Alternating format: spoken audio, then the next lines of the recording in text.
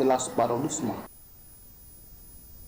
Social Welfare Minister Paul Lyngdoh convened a high-level meeting with senior officials from the police, social welfare and law departments to discuss drugs abuse. Addressing the media after the meeting, Lyngdoh informed that they have discussed strategies to combat drug abuse, including the formation of village defence parties or VDPs to strengthen local security and counter drug-related activities. He also informed that the proposals were made to bring the Shillong Cantonment Board area under the Meghalaya Resident Safety and Security Act to ensure registration of residents.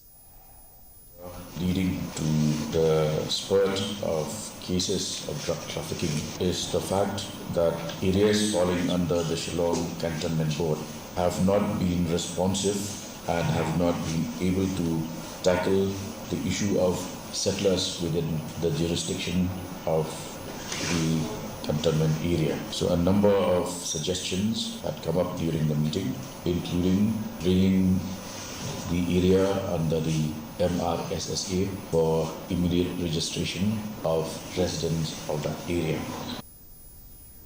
Leader of the opposition